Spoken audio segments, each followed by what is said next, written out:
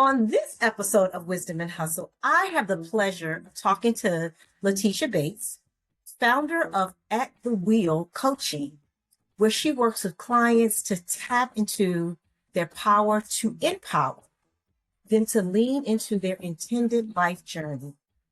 After having a successful career in insurance and a little bit of a midlife crisis, she did some soul searching. She began healing, went back to school while working, launched her practice, then decided, I'm done here, quitting this job. And here she is today. Letitia and I are going to talk about her journey towards becoming a life coach, wisdom for inspiring and aspiring business owners, particularly those in the mental health industry, and her newest endeavor, MindBoss. Welcome, Letitia. First, I want to say thank you so much. I am so excited to be here. Well, I'm excited to have you because I call this a journey telling series. And as the host, I am just in awe of all the stories that I'm hearing from all the wonderful people that I'm coming in touch with. So I'm excited to hear about your journey towards becoming a life coach. And so tell me, how did you get here and why life coach? Yeah, thanks for asking. I've always been that person where people came to. I've always been that safe place. I've always been the call me at 3:00 in the morning kind of friend. And not only have I been that person, I've held that space. Right? So that's just always been a part of me. But, like everybody else, I needed to figure out what I wanted to do in the world. And I found the wonderful world of insurance. So I loved being in the insurance industry. It was amazing. I was a claims professional, and I did that for about 20 years. But what happened is that I was working, everything looked great on paper, had actually moved into a new location. I live in the Shenandoah Valley of Virginia, so that's where I had moved to from the Tidewater area, the Norfolk, Virginia Beach area, and I had come here and been here and was doing well. And then I just found myself crying myself to sleep at night, and it was inexplicable. I did not understand it. It did not make sense. And a really dear friend of mine, her name is Kate, she's since passed. But anyway, I would talk to her and just share things with her, and she would say, Letitia, that's trauma. And I was like, no, trauma's when your house burns down. Right. No, that's trauma. I was like, no, trauma's when your car blows up. She's like, right. Okay, Letitia, right? But this woman had been a 30-year licensed clinical social worker. She kind of knew, but I didn't. And so I was about to turn 38. So I was coming up on that milestone birthday. And I woke up the one morning right before the 38th birthday. And I said, you know what? I've got to change something. And what I got to deal with, the stuff that's coming up for me, I'm not going to be able to do it 30 days before. It's going to take a minute. Right? So I picked the phone up and I called Kate and I was like, you keep talking about this trauma stuff and you keep talking about these remedies. I need some help. Right. Anyway, it started the path. And I went on what I call now a healing journey. What I know now that I didn't know before, that sometimes your brain needs the space. When it thinks it can breathe, that's when the old stuff that isn't resolved starts surfacing. And you're like, oh no. You think when you get there, girl, it's going to be everything. No. When you get there and your brain can finally rest, because maybe the things you've been worried about, like work and all that kind of stuff, that settles, or maybe you get into that relationship and that settles. When your brain takes the breath, it's like, now these are all the things that still need your attention. And that's what happened. So in therapy, I started working through some really tough stuff from my past, had an abuse background, father wasn't present, just a lot of stuff, self-image issues, all the stuff. And as that stuff was shifting, I found myself in an identity crisis because I was no longer a victim anymore. And I honestly did not know what that meant for me. And that's where I hired a life coach.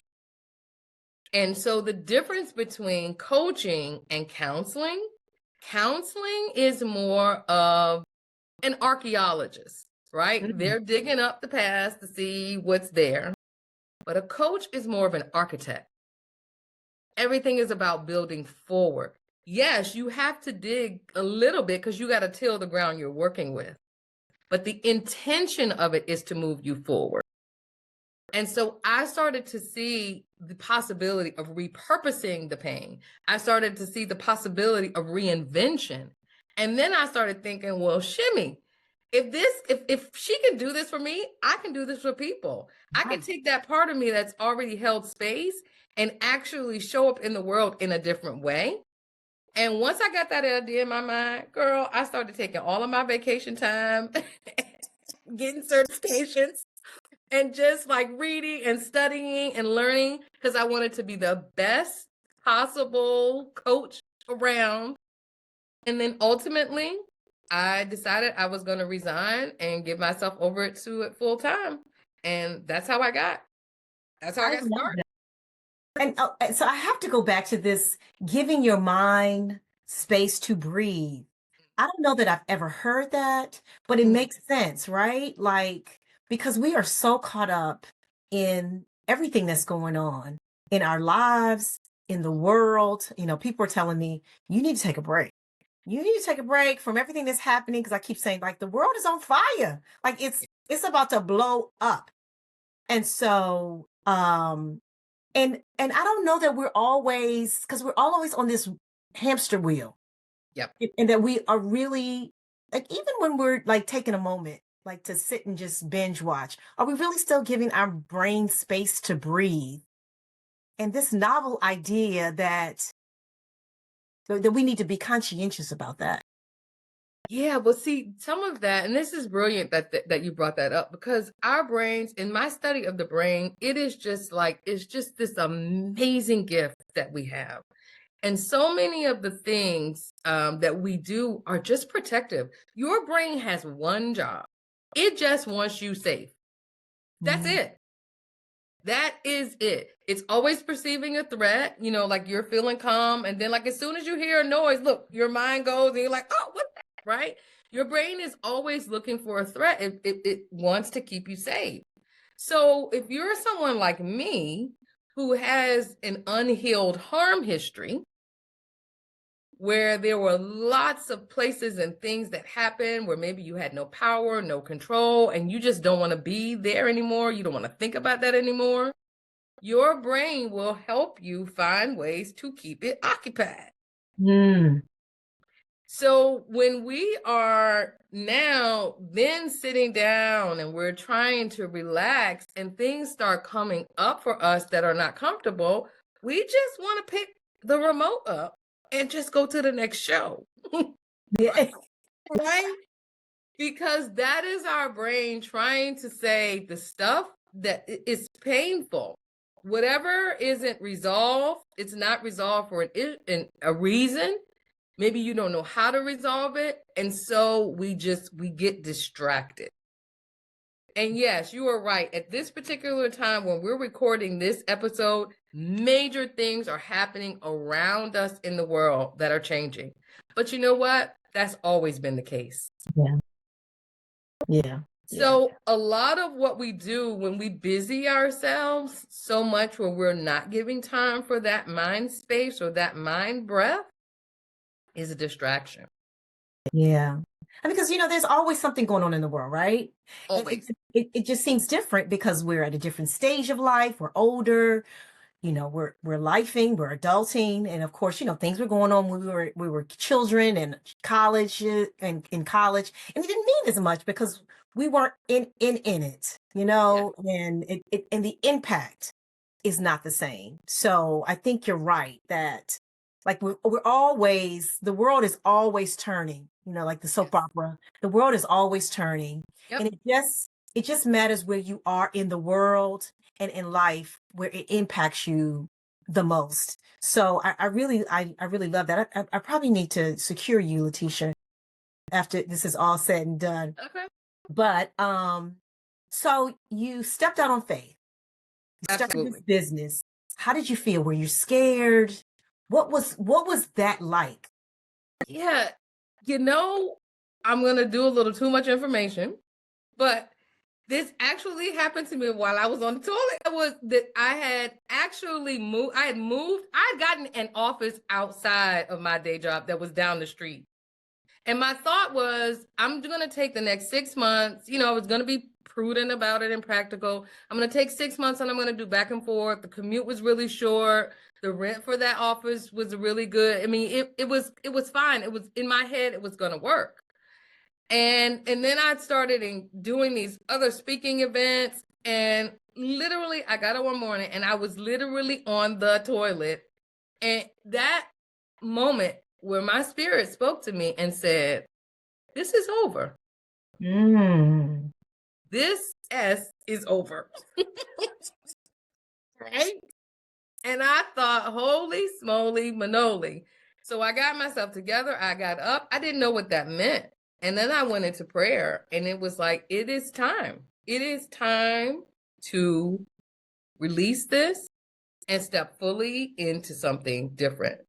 So I wrote a resignation letter. I went in, I talked to my CEO, and then I talked to my, other colleagues, and I gave a 30-day resignation because I had been there for 11 years. And, when you worked at a place for a long time, there's a lot of information in you that maybe you haven't documented. So you're like a go-to for things, and like people don't know that, they just ask you. So I wanted to leave the place better than when I found it. So I said, well, what do I need to do? Like processes and procedures and things that I just hadn't documented.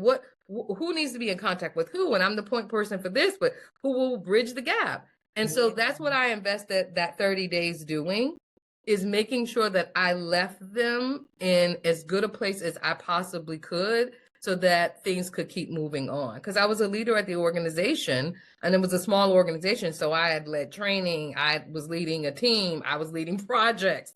And so I wanted to make sure that all of that was tight. But when I actually left, it was freeing. Because during that period of time, that little gap where I was going back and forth, I would go into the office that I had created for myself that was downtown, which is like a little ways out. And then the next morning, I would come back to my office at my job and I would just break down and cry. And then I get myself together. And then I knew that couldn't keep going. And that's really what was happening. My soul was down the street. And it was like, girl, we just got to roll with this. Just free yourself. Just free yourself. And so, Letitia, in this industry of therapy and coaching, they always say that a therapist and a coach also needs that themselves. Yes. Like, because you're taking on a lot of people's stuff and you're helping them navigate and peel back the layers of the things that get us stuck necessarily, Yes. And so how do you, as a coach yourself, make sure that you don't go back to the place that you were when you first started? Yeah, that's a great question. And honestly, where were you to ask me that question when I started this journey by myself? Like, where were you then? Yeah, I've had to do a lot. And I really didn't understand the importance of protecting my energy and protecting my boundaries. And where it really got cloudy is during the pandemic. Because for the first 3 years of my business, I had the office. So it was kind of like going to work, where there was a place to have it. And then I could come home and kind of release it and just re-engage myself, do my mindfulness practices and all the stuff. But 2020 hit and everything came home. And then suddenly there was no line of separation. And people were in frenzy mode like never before. And so the corporate clients that I was working with, hybrid, everybody was in a state of panic. My clients that I was working with, heightened state of panic. Groups that I was visiting, heightened state of panic. So I did not have a good strategy or plan to have all of that come into my home. And I know I'm not alone, right? Everybody had to figure that out. And so I started really doing some things to support myself, getting connected to a community, getting a therapist that I needed to talk to, but somebody who was focused, present-minded. Got myself a coach around the things where I felt like there were gaps. And that's what you need. You still need to be supported. If you're going to show up as your best self, you need to be resourced. Yeah. Yeah. I mean, I think about what I am always intrigued with people who launch businesses during COVID. Like, I was like, so how are you going to connect with people? And how do you know, like all these questions that came to mind when people like, yeah, I started in COVID and I started this business and like a service oriented business. I was like, well, how do you get to the people? And we're all, in quarantine, so to speak. But amazingly, people made it happen. Like Yeah. they seized it as a moment to take a breath. Yeah. And really focus on what was important for that moment, but also for for their futures. And so I totally appreciated that, and I appreciate that your business was in place to help the people who needed you during those times. So I think it's important. Like while I was like, how are people doing this? But I think that it all the universe all makes it all work out. Really. It's true. And so, one thing, when I go back to that moment where my spirit is saying to me that this is over, I'm just grateful that I listened. It wasn't because the pandemic was coming in a year. I didn't know what was coming, but I knew that chapter had to close. And every time when you step out, it's not because you have a very clear path of what your next is. It's the understanding that this has come to completion. So that has value as well, right? And we just don't get taught how to trust ourselves, how to lean into our instincts, how to hear our own voices, how to hear our own spirit saying, calm down, heal, shut up. Like we're not trained to listen in. Yeah. But I'm grateful that I heard so that I could do some things to ground myself in a different way. And when those things came up and I knew I was in struggle, I knew what to do. Yeah. I knew where I needed the help and I was not afraid to ask for it. I love it. I love it. And so now that you're on your own, have you had these moments where, and this is just human nature, where, you still get scared? Like God, there's an ebb and flow in the business. And, you gotta make sure you are responsible for eating every day. And not just from a nutritional standpoint, but from a financial standpoint. And so do you have these moments as an entrepreneur where you're like, did I make the right decision? Yeah, so that's an interesting question. So I have zero regrets about leaving, just none. But I would have definitely left with a better plan. But just like anybody else, you don't know what you don't know, right? And so I did not have a growth plan in place. All I focused on. And so for those who are listening, hear me, hear me, hear me. Yes, be the best at whatever you're doing. But that's all I focused on. I just focused on being the best at the craft. I did not focus on what it was going to take to manage and grow the business. So if you are listening today, understand that you need a plan, right? And when I say a plan, not just a 30-page business plan that you write for somebody, but like a real revenue plan. Like, how is the revenue going to be generated? Well, at least what the plan is, right? Because I had that plan, and some of those plans, girl, because of the pandemic, it just did not work out that way. Right. But your brain needs a plan. You need to be getting up in the morning with an agenda. You need to know where you're going. And does it get scary? It has absolutely been terrifying sometimes. Because the roads that I thought would do this and do this and do this, a lot of that stuff was shut down. Like, I don't have that office anymore. I'm grateful for the time that I was there, but things have changed. Yeah. So definitely focus. And I wouldn't even have called myself an entrepreneur. I didn't even think that way. Right. I was really just sold out to being a great coach. Right.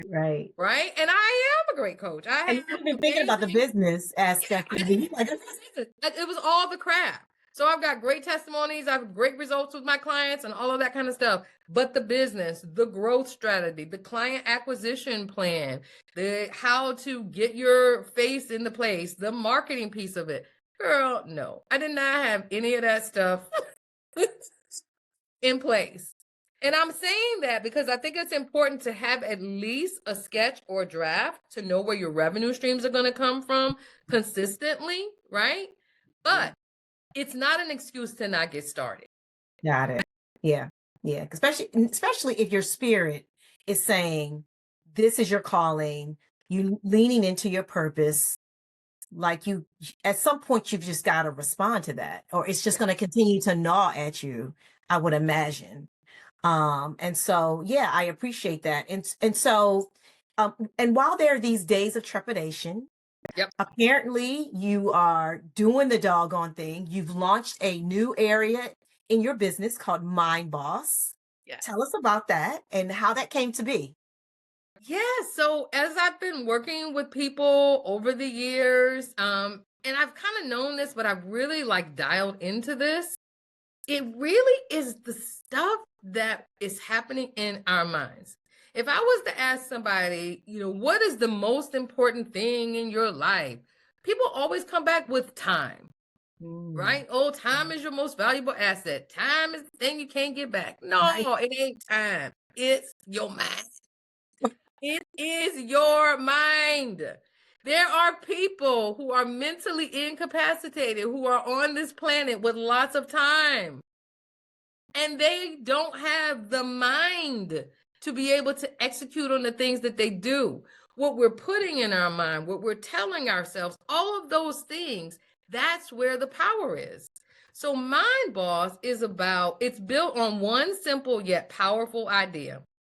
And it's all about making intentional, necessary decisions to boldly overcome struggles and shine. It's an acronym. Because anything that you're wanting to accomplish or you're wanting to achieve, there is going to be some struggle involved in you getting to that next level. And I want you to start thinking about what you need to be feeding your mind to be intentional about overcoming that struggle so that you can boldly stand up and shine. Look at the work you're doing, Felicia, in this podcast. You don't know how many people need to see your beautiful face. You don't know how many people need to hear your voice. You don't know how many people need to see you doing this. The decision to shine, that being that light, is not just for you. It's to be the light for somebody else. So Mind Boss is all about feeding your mind and understanding what mind traps are and moving those things out of the way and bossing up in your mental space. I love that. I love that. I mean, what is that? Who says that? Is the United Negro College Fund that says a mind is a terrible thing to waste? It's a terrible thing to waste. It's a terrible thing to waste because you cannot get that thing back. No, that's what you can't get back. You can't get that back. You can't get it back. And with all love and respect, I have an aunt and an uncle who are since gone, but they both dealt with Alzheimer's. My uncle dealt with it. It was a worse case for him. He was way more diminished than my aunt actually got. But what I'm trying to say is their problem wasn't they didn't have time. They had time. They were still present on the planet, but they did not have the faculty of their mind. Yes. So disabuse yourself of the idea that it's the time that you can't get back. It's what you're doing in your mind that's going to be controlling your being. It's going to be controlling your brain. It's going to be controlling your behavior. And when you assert yourself and you step into the full power of that, what you do have control over, that's when you get the opportunity to be that light, to shine, to be the light for other people. I love this. I love it. I love it, Letitia. I mean, I think about like people who have who have mental illnesses or who have unrecognized mental illness, and their mind gets in the way. And you, Or even me, totally, I was fine, right? On paper, when I go back to my story, what was happening in my mind. My mind was telling me this stuff is not healed. My mind was telling me you still hurt from this thing that happened in 1980. right, It right. didn't care about time, right? But it was my mind telling me that story. It was the memories that were surfacing, right? It was the reminder. That's Yes. what I needed to get connected to. And when you think about mental health, what is that? It's health in your mind. In your mind. In your mind. This help somebody. This has helped somebody, Letitia. This has helped. So when I was reading about MindBoss, it talks about women. Yep. How are you engaging men? Because we know a lot of men walk around with this bravado and think that, they don't need therapy or they don't need a life coach and they don't need to work on the mind. So is the business open to men as well? The business is absolutely open to men. And I will tell you, I love my male clients. You know what is so different to me, when I'm working with a male client, they're in.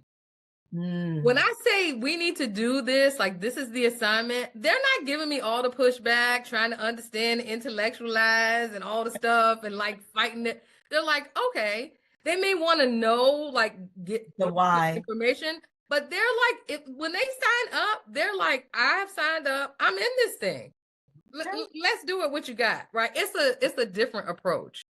I love it. So definitely my business is open to men. The reason that my focus is on women is because we have more mental images to fight against.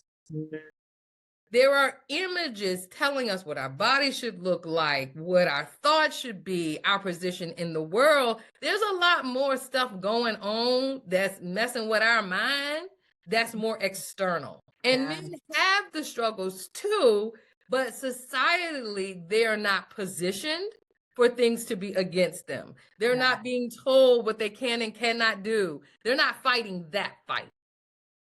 So yes, the spirit of MindBoss is definitely for all people. But I know that there are particular things that we deal with mentally as women about what we can and cannot do, what is possible for us. That is a unique part of the struggle. Got it. I love it. I love it. I love it. And Letitia, before we run out of our time together, I want to talk about like the business aspect of it as well. Yep. And so when you launched, what were some of the challenges?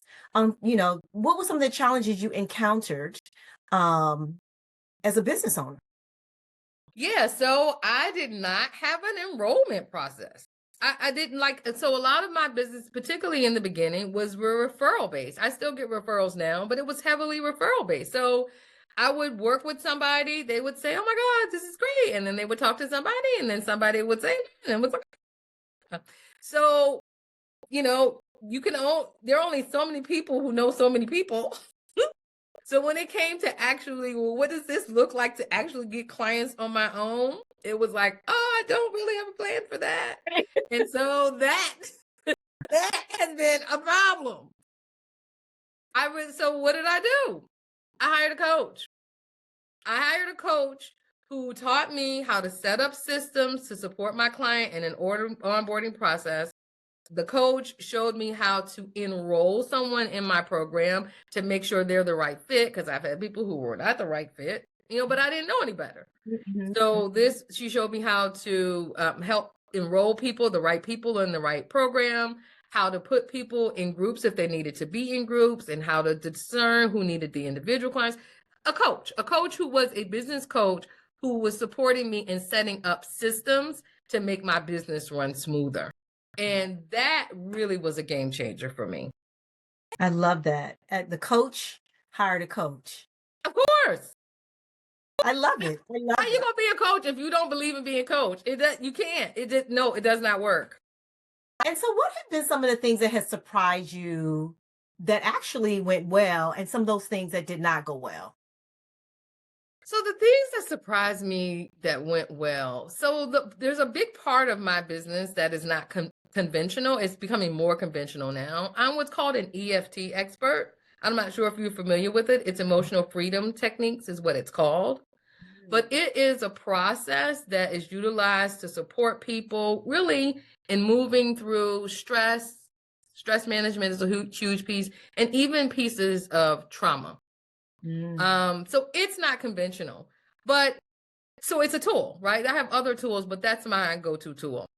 And it surprised me how people just didn't care. Like, if you can help me, I don't care that what you're doing is not conventional. I'm just not interested in the way. Help me get to the result. Right, So right. that has worked well. And it's also a differentiator because everybody doesn't do it. I mean, you can hear that I'm a talker, but verbal processing has a limit. And there has to be something that, for me, that can really shift people into another level and shift them out of the spaces and the places that they've been in their mind. And tapping is a huge part of that. So I've been surprised at how people have been receptive to it and just really willing to get a result than what technique was being used to get it. I love it. And so, for someone who is interested in going down this path, they've been dabbling in life coaching, because I just remember a time when life coaching was not really a thing. And then all of a sudden, like, it just emerged, like people were life coach or executive coach. Yep. And so, and I would imagine, like, while there are more people in the space, there will be even more people entering the space, Yep. particularly now with everything that's happening in our universe. And so what advice do you have for those people? So I would say whatever you're interested in, like tapping is a huge part of what I knew I wanted to incorporate in my coaching process or program. So that's why I invested the time, energy, and money in the certifications. So I would say if a particular modality or a particular facet of coaching, if that's what you're interested in, go all in, study, watch, listen to podcasts, read the books, do all the stuff. Great. Definitely get yourself positioned that you feel highly competent in what you're offering. But I would really invite you to consider your revenue streams. What is that actually going to look like? And how do you start with that? What's your number? What is your monthly number right now? Like, what would it take if you were going to stay in the place that you're going to be in for the next year? What's your monthly number? Now, most people have a rough idea. Some people have no idea. It just depends.